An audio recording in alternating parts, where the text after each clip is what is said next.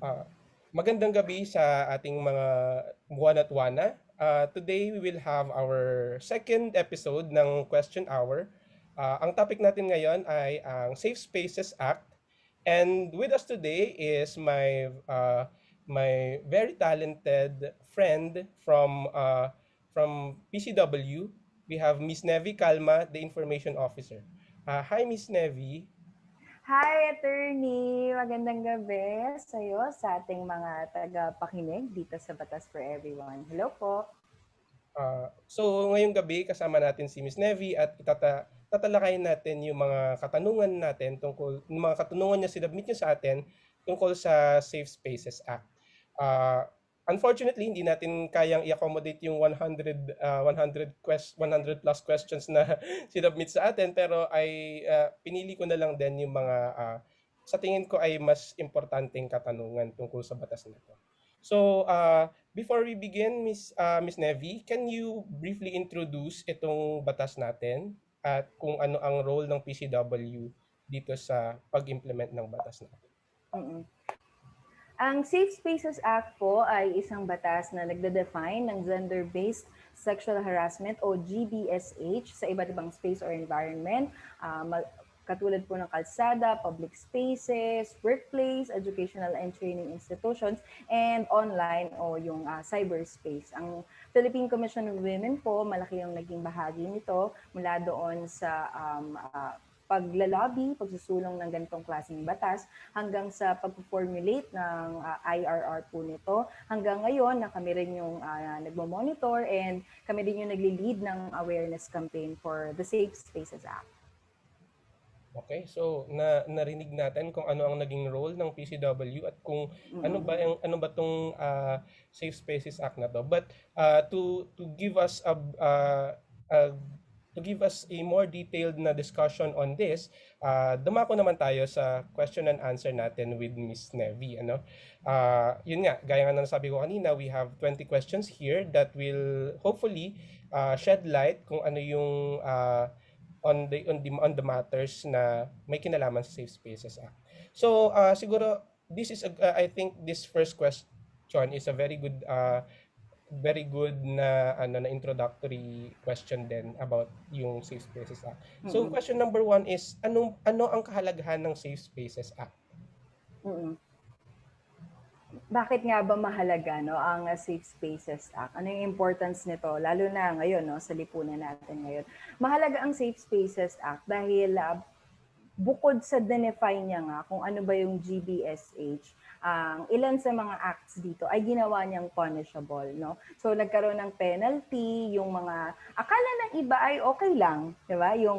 So dito sinabi natin na mali yung paninipol, no? Mali yung pambabastos sa mga babae sa kalsada kasi pinaparusahan na ito under the Safe Spaces Act, no? At ang isa pang mahalaga dito, in-address kasi ng Safe Spaces Act yung ilang gaps doon sa mga dating batas, no? Katulad na lang sa RA 7877 o yung Anti-Sexual Harassment Act of 1995, no? Dito kasi ni-recognize na ang sexual harassment nangyayari din siya between peers and by a subordinate to a superior or to a senior and by a student to a teacher, no? So na-address niya yung ganong klaseng gaps, no? Kasi ni-recognize natin na hindi lang naman teacher to a student yung harassment, pwedeng baligtad, no? So naging saklaw na rin ito ng Safe Spaces Act. And ang mahalaga pa din dito, nagkaroon ng malinaw na duties yung mga employers, yung heads ng schools sa kung ano ba yung mga dapat nilang gawin para ma-prevent yung GBSH or yung sexual harassment sa kanilang mga spaces, workplace, educational, and training institutions.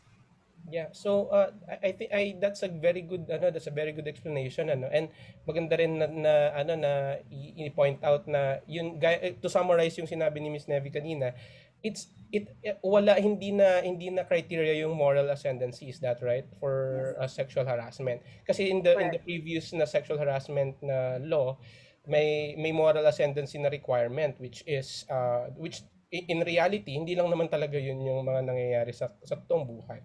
So the answer is very well said. Thank you, Miss Nevi. So let's proceed to our second question, which I think delineates kung hanggang saan ba yung limits nitong Sexual Safe Spaces Act. So tatlong questions ito, but they are essentially the same. Ano, ang sexual harassment ba under Safe Spaces Act ay para lamang sa mga kababaihan? Yung related question niya, applicable ba ito sa LGBTQs? And siguro itong another related question natin dito is, sakop ba pati ang kalalakihan dito? Hmm. Ayun ang kagandahan pa no nung Safe Spaces Act. Hindi lamang po sexual harassment against women ang saklaw nito, no. Sakop din po nito yung sexual harassment maging sa mga lalaki at miyembro po ng LGBTQIA+ community. So, kung nakaranas po ng sexual harassment yung mga lalaki o members po ng LGBTQ community, maaari rin po silang mag-file ng kaso under Safe Spaces Act. And to point out, actually, meron dito kasama din sa mga acts as GBSH, defined as GBSH, yung mga misogynistic, transphobic, homophobic, and sexist remarks. So, it just proves na hindi lamang po ito, hindi lamang pinoprotektahan ito ang mga babae, kundi maging iba pong gender o kabilang po sa LGBTQIA community. Okay, that's a very good improvement from the previous law, ano. So sa viewers natin, it's good to know na everyone is covered by this sexual harassment act. Pardon yung wrong spelling doon, hindi ko na napansin. Anyway, okay. So sa ating question number 3, ano kaya ang rason kung bakit karamihan ng nabibiktima sa sexual harassment ay kababaihan? Sige, bago natin sagutin siguro to, pakita muna natin or at least discuss natin, no? Ano ba yung statistics? Marami nga ba talagang babae yung nakakaranas ng sexual harassment? So, ang sexual harassment po ay saklaw siya nung umbrella na tinatawag nating Violence Against Women o VAW, no? Yung global estimates natin on VAW, it shows that 1 in 3 women ay nakaka-experience po ng physical or sexual violence mostly by an intimate partner. And dito naman po, locally, ayon sa National Demographic Health Survey 2017 na nirelease po ng Philippine Statistics Authority, pinapakita dito na 1 in 4 Filipino women aged 15 to 49 naka-experience ng physical, emotional, or sexual violence from their husband or partner. So ito po yung sa intimate relationships, no, or mga past intimate relationships, no. And kung pupunta tayo dun sa sexual harassment, it shows sa isang survey po ng SWS noong 2016 na 3 sa bawat 5 babae ang naka-experience ng sexual harassment sa kanilang buhay at least once, no. So 3 in 5, 'di ba? So this can be your sister, this can be your cousin, 'di ba? This can be someone na you love kasi 3 out of 5 ganun kalaki po yung statistics natin as to sexual harassment per se, no? And according din doon sa WS survey na yun, 58% ng sexual harassment na na-experience sa kalsada, no, sa mga major roads, sa eskinitas, and with majority of physical harassment happening din sa public transport vehicles. And unfortunately, marami akong kakilala, and actually, even me, naka-experience ng ganyan, no, sexual harassment sa public transport vehicles. So, ganun po kalaki yung problema, no? Ganun kalaki yung problema natin on sexual harassment, given the figures that we have. And last year naman, naglabas ang Plan International na isang survey about sexual harassment online, no? And it shows that 68% of girls and young women in the Philippines have experienced online harassment on social media. Majority po ng mga kababaihan nito ay nag-share na frequently or very frequently yung pagka-experience nila ng sexual harassment. So ganun, no, more 68%, ganun po kalaki yung percentage ng mga babae, mga batang babae, young women, na nakaka-experience ng sexual harassment online. So, yun yung mga statistics natin. Ngayon, balikan natin yung tanong, bakit nga ba ganito kadami yung mga babae na nakakaranas ng sexual harassment? Ang root cause po nito ay kawalan pa rin, no, ng gender equality hanggang ngayon. No country, wala pa pong bansa dito sa mundo ang nakaka-achieve ng full gender equality, even Philippines, no? So, hindi pa rin po pantay-pantay yung pagtingin ng lipunan sa mga kababaihan. Ang mga perpetrators po ng sexual harassment, ang tingin kasi nila no, sa mga kababaihan ay inferior o mas mababa, no, mas mahina na kasarian. Kaya nagagawa nila itong sexual harassment. Kumbaga parang meron silang flawed sense of entitlement, no, over women, no. And kasi bakit nga ba i-harass mo yung isang babae, 'di ba? Bakit nahahawakan mo siya o hipuan mo siya without her consent? Kasi feeling mo may superior ka, feeling mo mahina ang babaeng ito, hindi siya manglalaban, hindi siya aangal, and feeling mo meron kang karapatan dun sa kanyang katawan, no? Meron kang karapatan dun sa kanyang personal space. So yun po yung root cause, no? Yung kawalan pa rin ng gender equality. And then of course, sanga-sanga na mga reasons din like macho culture, toxic masculinity, misogyny, and marami pa pong iba. Yeah. Thank you, Miss Nevi, for contextualizing itong tanong natin, no. And given yung statistics na present ni Miss Nevi, parang it's really alarming, ano? It's an alarming scenario na dapat nating talagang pagtuunan din ng pansin. Okay, so for our question number 4, ito naman more on the acts naman siya. So, ang pagsipol ba sa isang babae o isang tao sa isang lugar ay matatawag ng sexual harassment? Ang pagsipol po sa isang babae o isang tao, no, sa kalsada, sa public spaces ay sakop po ng GBSH in the Streets and Public Spaces under the Safe Spaces Act. No? Nakasaad po yan mismo sa Section 4 ng Safe Spaces Act na catcalling and wolf whistling o yung paninipol ay isang punishable act under the law. So ang first offense po nito, punished by a fine of 1,000 pesos and even community service of 12 hours, and kailangan mong mag-attend ng tinatawag nating gender sensitivity seminar. And yung second offense mo ay punishable by 6 to 10 days na imprisonment and 3,000 pesos na fine. And yung third offense naman natin, 11 to 30 days na imprisonment and a fine of 10,000 pesos. Okay, so malinaw 'yun, ha? Yung paninipol hindi pwede, hindi po pwede 'yun. Regardless of what gender, of course. So, for our question number 5, medyo sensitive yung phrasing ng question, but we are just copying and pasting itong question nyo, ano. So, siguro warning na lang din po sa ating mga viewers. So, kapag sinabihan ng isang tao na just read na lang, o kahit anong kahit anong sexual, pero nagbibiroan lamang kayo tapos na-offend siya, maaari na ba siyang i-complain? Miss Nelly?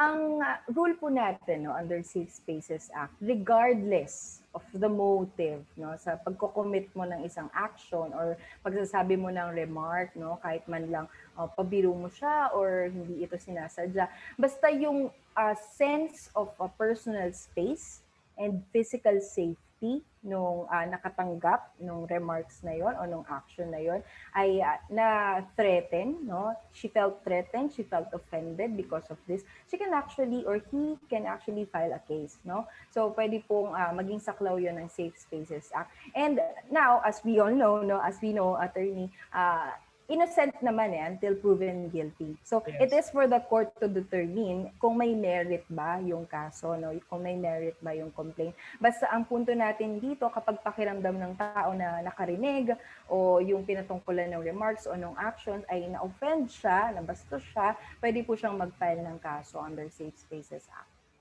Oh. So, yeah, it doesn't matter kung ano yung intention ng taong nagsasabi ng remark, but it's actually doon sa naramdaman ng tao as a result of ng remark. So, yung mga ganyang words, as much as possible, we avoid these remarks na lang to avoid yung hurting others more than yung sa legal provision natin. Yung hurting others is always yung dapat nating titignan, ano? Yes. So, Yes. for question number 6, ito very in vivid detail naman siya. Yung girlfriend ko po kasi ay minsan nagsusumbong po sa akin. Yung katrabaho niya daw po kasi laging hinahawakan kamay niya para po bang nangungulit siya, parang inaasar niya po yung girlfriend ko, tapos kiniliti niya po sa bewang. Saklaw po ba to ng Safe Spaces Act? So, ito yung tinatawag natin na GBSH in the workplace, no? So, GBSH in the workplace, kasama na po dito yung acts na involving unwelcome sexual advances, requests, or demand for sexual favors, or any act of sexual nature, no? Kahit po verbally, physically, or through the use of technology like even text or email, no, na lagi ginagamit naman po sa workplace, no? And conduct na of sexual nature and other conduct based on sex affecting the dignity of a person, which is unwelcome, unreasonable, and offensive, and a conduct that is unwelcome and pervasive and creates an intimidating, hostile, or humiliating environment for the recipient. So kung titignan po natin lahat ng itong mga acts under the workplace under the workplace setting sa Safe Spaces Act, maaari po siyang pumasok dito, no? Kung yung feeling po yung feeling ng girlfriend itong nagtanong ay nai-intimidate na siya, parang hindi na nagiging maganda, no, yung environment, and parang awkward na kinikilitin siya sa bewang out of nowhere, 'di ba? Na parang wala namang consent yun, or sinasabi ng pabirulang, no? Pwede po siyang pumasok dito. And that is actually what we are trying to avoid, no? Yung sinasabi na ito pabiro lang naman, or kulitan lang, ganyan. Pero kung na-awkwardan ka na, 'di ba? Kung na-offend ka na and feeling mo parang minsan ayaw mo na dumaan sa party na yun kasi alam mo nandun siya, or kasi natatakot ka na kilitin na naman ako ulit nito sa bebang, then there is something wrong, 'di ba? There is something na we have to address, 'di ba? So yun po yung tinatry na i-address nitong Safe Spaces Act. Yes. And minsan nararamdaman ng mga na ang sinasabi ng iba na mga kalalakihan din na for example, ano ba yun, ang naman nagbibiro lang naman ganun. But for it may be true for you. Pero para sa babae, it can be it can be considered very as a sexual harassment act, 'di ba? It's not really about you. And then lalo na yung experiences ng mga kababaihan, you cannot compare your hindi mo pwede i-compare yung kung anong pakiramdam mo about the act at yung pakiramdam ng isang tao naka-receive ng act. So, let's proceed to our 7th question. Sexual harassment pa rin ba pag sinabihan mong ganda ang isang dalaga sa public? Okay, I think this is a really good question, kasi Yes. this is often dismissed sa mga sa Filipino culture as just being appreciative, mga ganyan. Pero yun ba? Pag sinabihan ka ba ng ganda sa public, does that parang count as sexual harassment? Maganda na naitanong ito, no? Salamat dun sa nagtanong nito. Kasi ito yung lagi na-experience, I think, no, ng mga victims of sexual harassment, no? Ako o yung mga kaibigan ko na naka-experience ng ganito, marami akong kakilala naka-experience ng ganito, natatawagin ka, uy, ganda, ganyan, in public, no? Tapos, or sisipulan ka or sabihin ka na, Miss, ang ganda mo naman, pwede makuha number mo, ganyan, mga ganyan, hirit, no? Abang naglalakad ka lang naman sa kalsada, no? So, ang ganito po, babalikan natin yung sinabi ko kanina na kapag na-threaten yung personal space mo and yung feeling mo of physical safety, papasok po ito sa Safe Spaces Act, no? Papasok dito, titignan ng korte, setting, nakatingin ka, tinititigan mo ba siya ng matindi habang sinasabi mo ito? And yung iba pa pong details, magiging part po ito ng discussion, no? Kapag dinig na po sa korte itong kaso na ito. And also, ito kasi yung tinatry nating baguhin di ba? Actually, ito yung tinatry nating baguhin mismo sa Safe Spaces Act. We are trying to say na it is not normal, di ba? It is not normal for you to just approach a woman and tell her, ang ganda-ganda, ganyan, while she is actually just walking down the streets, di ba? Lalo na, for example, kung gabi na, mag-isa ka, tapos dumaan ka, galing ka sa work, no? Dumaan ka, tapos hindi masyadong lit yung area, tapos sinabihan ka ng ganda, hindi ka ba matatakot nun, di ba? Hindi mo matetreten yung personal space mo nun, no? So, yun yung isang scenario, no? And eto maganda ipunto rin siguro na would it hurt kung hindi na lang natin sabihin yung ganda? Yeah. Kung na-appreciate mo siya, well and good, di ba? Ang ganda naman ito. You can keep it to yourself. You can keep it to yourself and you can just admire in silence, di ba? Yeah. Para at least hindi ka makaka-offend, hindi ka makaka-hurt, hindi mo siya matatakot, and hindi ka makakasuhan under the Safe Spaces Act. Yes, that's correct. Hindi natin kailangan laging express yung ano natin, yung admiration natin sa ganda ng isang tao. It might come off as admiration sa iyo, pero it might come off as creepy para dun sa taong nakaka-receive. Yes, exactly. That is a good point, Miss Nelly.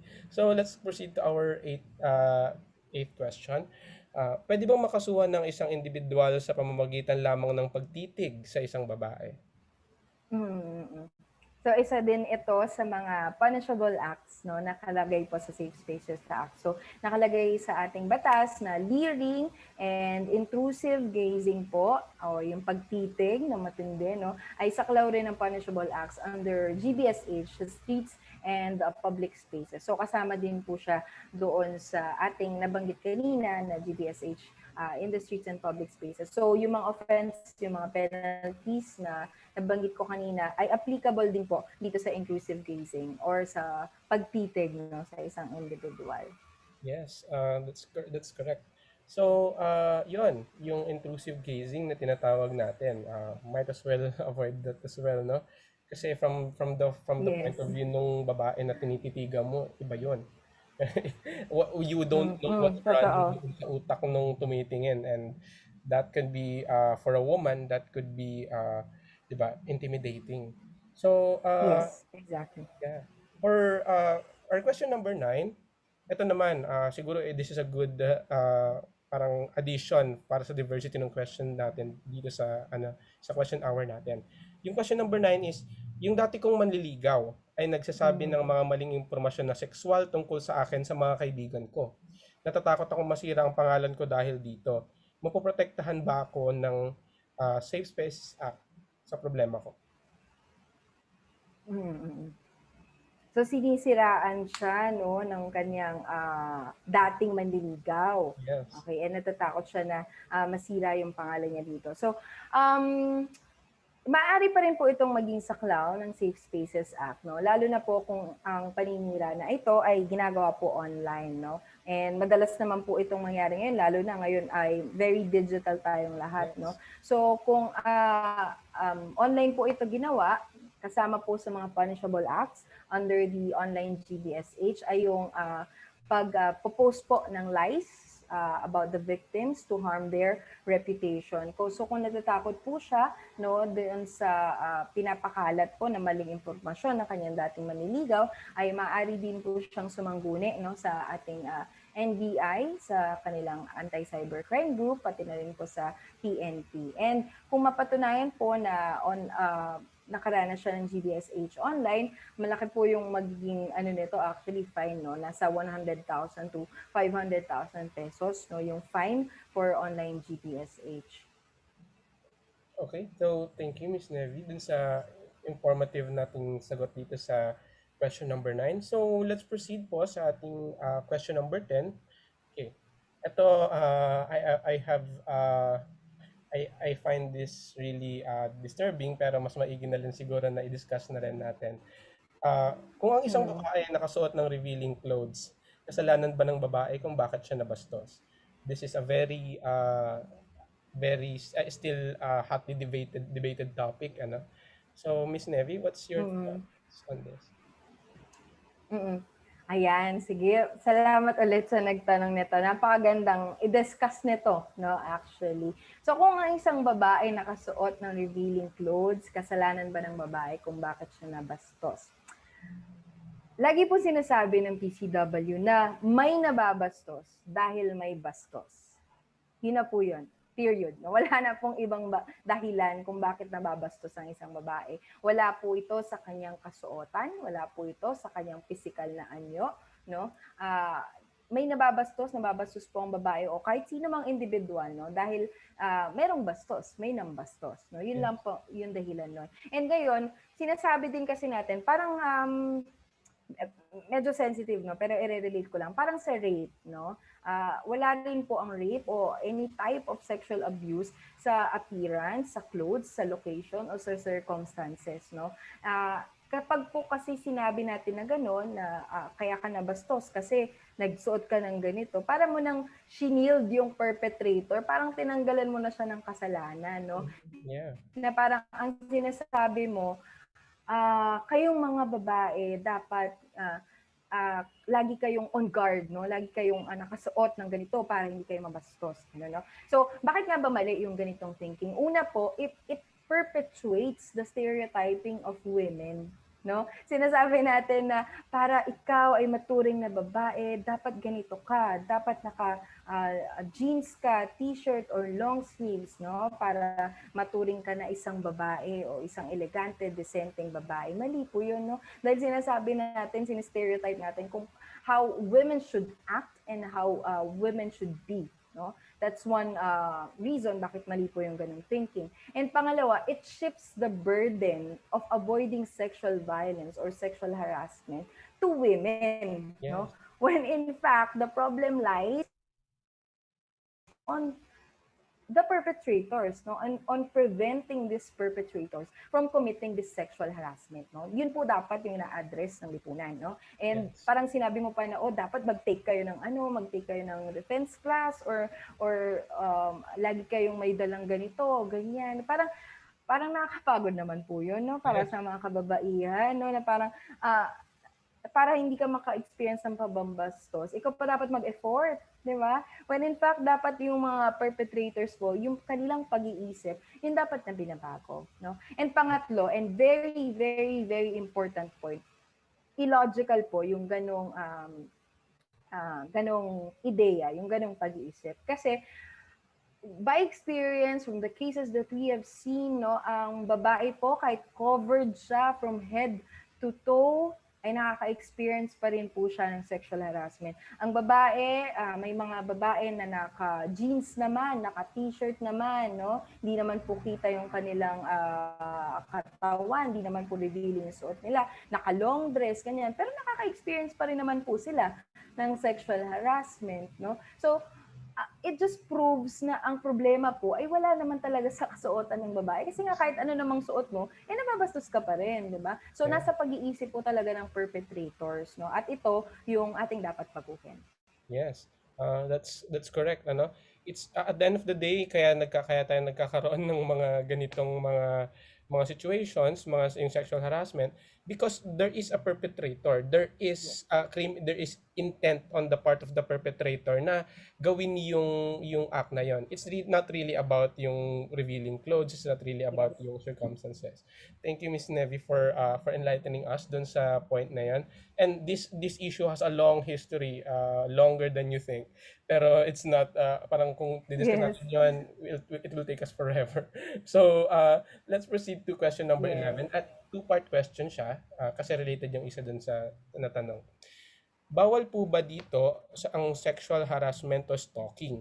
And related question, ano ang pwedeng gawin pag may nangharas sa'yo gamit ang social media? Okay. Yes po, bawal po ang online harassment, no, under Safe Spaces Act. And kasama po sa mga na-define dito as a punishable act ay yung tinatawag natin na cyberstalking. So ano ba yung cyberstalking, no? So ito yung stalking na, ginagamit yung electronic medium or yung online communication, no?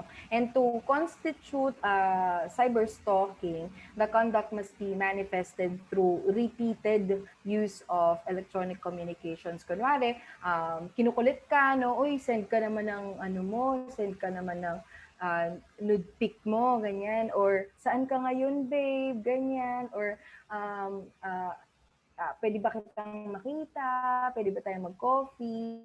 Hindi pa naman nare-replyan, di ba? Pero paulit-ulit, kinukulit ka, ganyan, maari po itong mag-fall under cyberstalking. No? And pinaparusahan po yan under the online GBSH ng Safe Spaces Act. So kung naka-experience po kayo ng ganito, tulad ng nabanggit ko kanina, maaari po kayo mag-file ng complaint directly po sa NBI through its Cybercrime Division, sa PNP po, through its Anti-Cybercrime Group, and then of course, sa DOJ po, no, through the Prosecutor's Office. Yes. So yun, may mga options tayo. Pero madidiscuss din ulit natin yun mamaya when we get to the latter part of the discussion. So ayan. So of course, bawal naman talaga ang online harassment at yung stalking.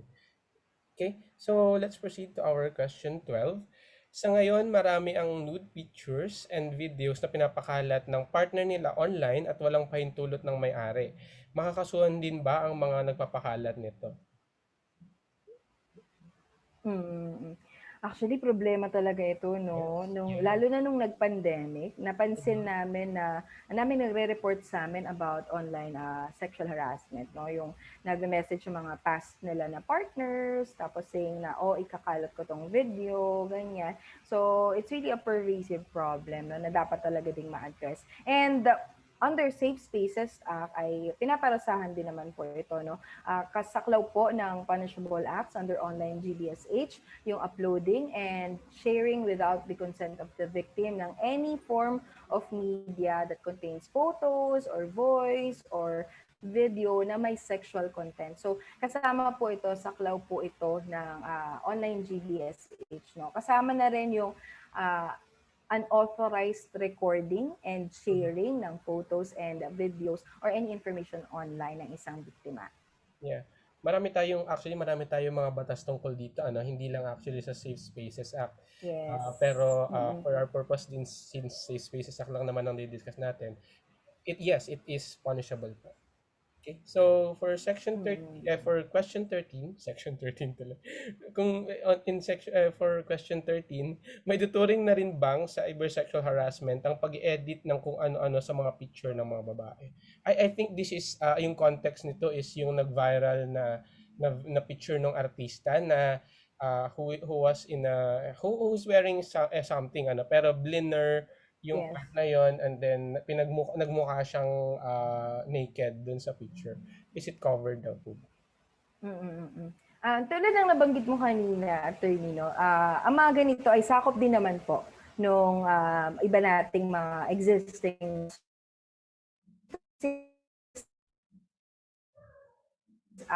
maaari din naman po siyang pumasok doon sa ating online GBSH, no. It is sufficient po kasi na nagko-contain ng sexual content, no. Yung ikinalat po, no. And even though edited itong photo, lalo na it harms po, no, yung mental, emotional, and psychological state ng babae. So, maaari din po itong pumasok sa Safe Spaces Act. Yeah. So yun, we heard from Ms. Nevi na yes, it is still possible, it is still punishable under the Safe Spaces Act. Okay? Kung mapapansin natin, marami sa mga katanungan ay online-based, kasi Yes. it may be due to the fact na yun nga dumataas yung instances ng internet-mediated na mga offenses, no, dahil nga sa pandemic. Okay? So let's proceed sa ating question 14. Sa private message, aksidenteng nakapagpadala ang isang lalaki at sa palagay ng babae binabastos ito. Pero hindi sinasadya o na wrong send lamang ang lalaki kaya ito na-send. Maaari ba siyang mai-complain?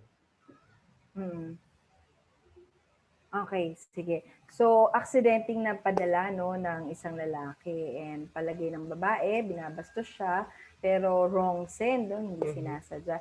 So, tulad ng nabanggit ko kanina, maaari pa rin po itong pumasok, no, because regardless nga dun sa iyong motibo, ay maaari po itong pumasok sa Safe Spaces Act. Basta na-threaten yung iyong personal safety, yung iyong sense of personal safety or personal space, maaari po itong pumasok sa GBSH under the Safe Spaces Act. So, pag napunta na po ito sa korte, ipatunayan na siguro, no, na hindi naman po sinadya ito, wala akong intensyon na bastusin itong recipient na ito. So it is for the court to determine kung ito po ay magiging saklaw or mapaparusahan po yung alleged perpetrator.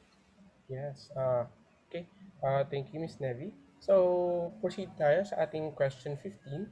Paano pag may nag-send sa'yo ng porn ng isang hindi mo kilala? Harassment na po ba yon? Mm. Eto, pag-send ng porn, no? Well, tulad ng nabanggit ko kanina, no, nasa recipient kasi yan eh, 'di ba? Mhm. And kapag naka-receive ka ng porn from someone na especially hindi mo naman kakilala, no. So, ang maaari po kasi na immediate na ma-feel po no ng recipient na 'yon ay matakot siya, 'di Hmm. ba? Kasi this is not something na you usually send to a person, Yes. no. So, maaaring matakot po siya na ma-threaten siya, bakit ako sinisendan ng porn nito? Sino ba to? 'Di ba? Mhm. So, maaari po na ma-threaten yung sense niya of safety and personal space. So, maaari rin po itong pumasok sa GBSH natin, no? And kapag ganun po, maaari sigurong gawin natin, i-report natin agad ito, no, sa PNP or sa NBI. Meron po silang mga Facebook groups and hotlines na maaari pong sumangguni kapag naka-experience ng ganito. Okay. Yeah, and siguro dahil na rin sa anonymity ng mga tao sa social media or sa online, ano, kaya rin madali lang nilang gawin itong mga ganitong acts. So, be ano na lang din po, ano, ah, siguro mas maigi na i-konsulta natin ito sa mga experts on cybercrime, na yung mga sinabanggit ni Miss Nevi kanina like sa NBI or PNP, para mabigyan ng resolution yung kaso natin. Okay, so for question Yes. 16, okay, kung biktima ako ng sexual harassment, saan ako unang lalapit? Although I think this was already discussed in brief ni Miss Nevi Calma kanina. So can you please just ano na lang po add to that?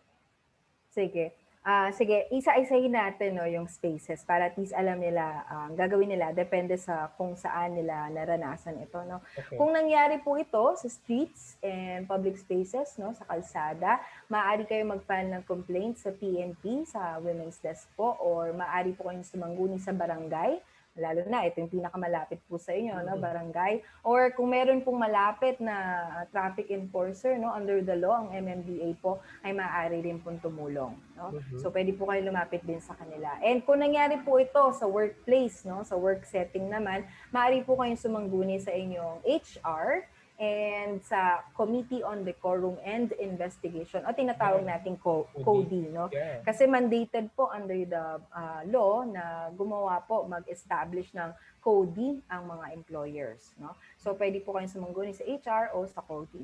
And kung school setting naman po ito, maaari din po kayong sumangguni sa CODI po ng inyong school, sa Committee on Decorum and Investigation ng inyong school. And kung nangyari naman po ito online, ay maaari pong mag-file ng complaint sa NBI, Cybercrime Division, PNP, Anti-Cybercrime Group, and sa DOJ or Prosecutor's Office. Ayun, so iba-iba pala ang ano natin, pwede nating Yes. lapitan depende sa kung anong klaseng sexual harassment ang naranasan natin at kung saan ito nangyari. Okay, so yeah, might as well keep that in mind, although hopefully you will not be needing it. Yes. In yung ideal society natin is dapat hindi natin Mm. kailangan itong mga channels nito, but unfortunately we are still parang ano kulang pa. So kailangan nating Mm. tandaan itong mga ito. Okay. So for our question 17, paano ang proseso ng pag-file ng kaso sa isang taong nambabastos o nagpapadala ng mga malalaswang larawan? So siya naman procedure naman ang tinatanong. Mm. So ang start po talaga nito after po kung kayo po ay nabastos, no, or may nagpadala po sa inyo ng malaswang larawan, maganda po na gawin niyo diyan. Syempre keep your evidence, no? I-screenshot natin 'yan o kung anong mga calls ang ginawa natin, no? And then mag-file po ng complaint directly na po ito sa NBI through its Cybercrime Division. Kapag po hinanap niyo sila sa Facebook, makikita niyo naman po sila. Pwede niyo po silang i-check doon. And PNP din through its anti-cybercrime group. Or mag-file din po kayo ng complaint sa DOJ through the prosecutor's office. Yeah. Maganda yung nasabi nung nabanggit ni Miss Nevi kanina, no? preserve your evidence. Kasi syempre, manggagaling makakapag-action lang, makakagawa lang ng action itong mga ahensya na to kung meron tayong ebidensya. Kung nabura mo na yung ebidensya, unfortunately, that's really hard to retrieve, ano? So, although minsan syempre out of instinct binubura natin 'tong mga gantong messages, but siguro maigi na rin na that we keep screenshots or whatever ng mga ano natin para at least mapadali ang trabaho ng mga ahensyang tutulong sa atin. Okay? Yes. So, for question 18, kung ako ay magrereklamo ng sexual harassment, magiging confidential ba ang complaint ko? So, this is a good question, Miss Net. Mm. Yes. Kung kayo po ay nag-file ng reklamo on sexual harassment, sinusulong po sa batas no na ma-retain yung confidentiality no lalo na po kung ang biktima or even yung accused ay minor no. So as much as possible they will try to make it confidential no, keep it confidential. And also just so you know no ang employers po sa workplace and yung mga school heads, they are actually mandated under the law no, to guarantee confidentiality to the greatest extent possible. So nakasaad po yan mismo sa batas na i-keep nila confidential yung mga records po on sexual harassment, on cases involving sexual harassment. Yun. So, yun, may ano tayo, kailangan dapat sa mga dun specified na mga pinag-complainan natin, they must keep yung records ng case confidential, ano? So, Yes. for our question 19, may mga nabibiktima kasi na ayaw mag-file ng complaint kasi takot silang malaman ng ibang tao ang nangyari sa kanila. Ano kaya ang pwedeng solusyon dito? Alam niyo, ito po talaga yung tinatry natin na solusyonan, no? Kasi given po yung statistics natin, napakababa nung ah, help-seeking behavior no, ng Yeah. mga victims ng violence against women. So, ang iba dyan, tinitiis na lang nila, no? Hindi sila nagsusumbong, ganyan. Pero what we are trying to say here po ay maahanda naman po, no? Nakasaad naman po sa batas na may mga tutulong po sa inyo, no? And wag po kayong matakot na mag-file po ng kaso para at least kayo po mismo na mapalagay kayo, no? And mapalagay ang loob ninyo and magkaroon po ng justice yung nangyari sa inyo. And ito pong perpetrator ay at least sana naman lang, no? Magbago na yung isip niya about this and hindi niya na ito gagawin ulit, no? So, the service providers naman po will try to keep confidential no lahat po ng records ninyo and para po hindi na rin maulit ito makapag-file po tayo ng kaso. Ayun. So, yun. Sana po maganda rin po na-complain natin itong mga ganito kasi hangga't walang nagsasalita, hangga't walang nagcha-challenge nung norm, hindi po tayo uusad. Kahit andyan ng mga channels na available sa atin, kung di natin po ito gagamitin, wala pong mangyayari. Hindi naman po nakabantay ang gobyerno sa inyo 24/7 na kapag may nangyari sa inyo to the rescue agad. We need yung kailangan ng pamahalaan ang complaint in order to start. Kasi if we don't start checking these mistakes, baka mas marami pa ang maging biktima nung tao. Okay? So, for our last question, ito yung siguro may kinalaman ito sa evidence naman, ano ang mangyayari kung halimbawa walang witness na nagpapatotoo para sa sexual harassment na naganap? Maaari pa kaya itong maipanalo kung sakaling mag-file ako ng kaso laban sa harasser? Ayan, maganda rin po yan na tanong, no? Kasi usually naman po kapag ikaw ay na-harass, no? Minsan kayo lang talagang dalawa ng offender, no? Like for example, kung naglalakad ka nga po sa kalsada, ganyan, no?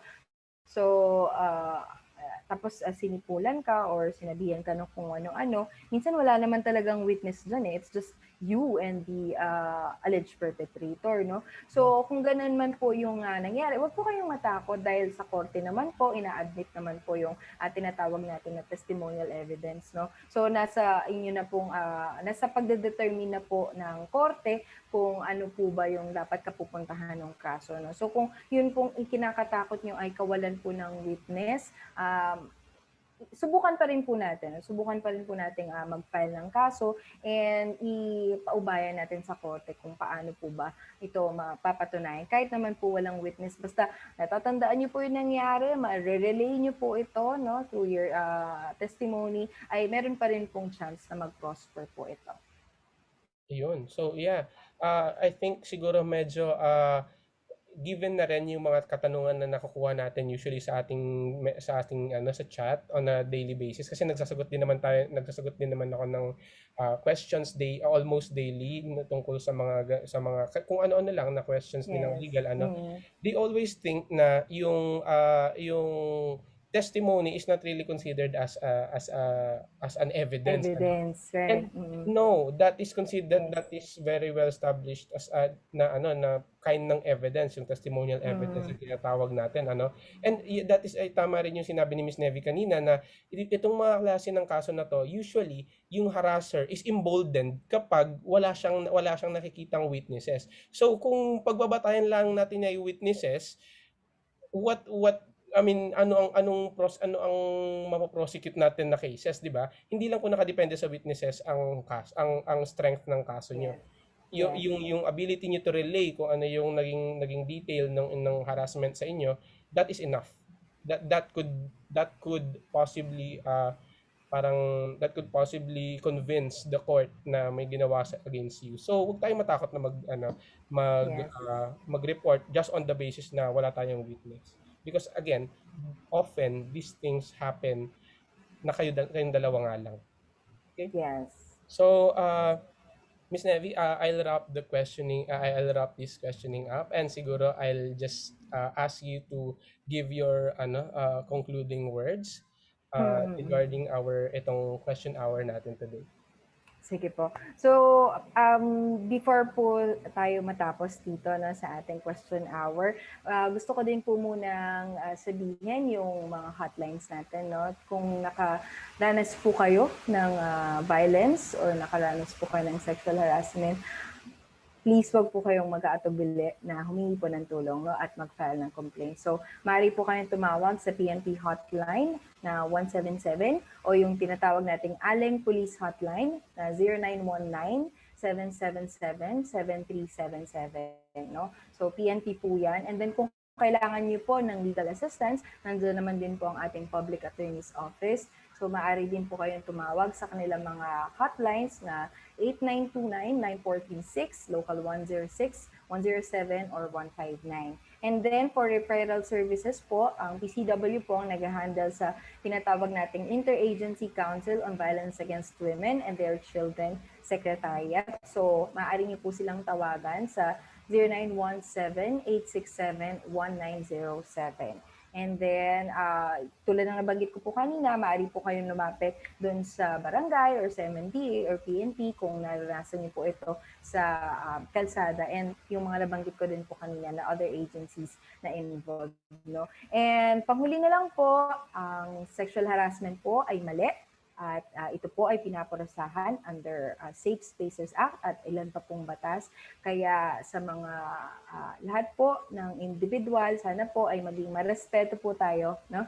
Marespeto po tayo sa ating mga kapwa-tao at wag na po tayong gagawa ng kahit ano na ikakabastos nila kahit sa anong setting po, mapakalsada man, sa trabaho po ninyo, sa eskwelahan o kahit po sa online o sa cyberspace, no?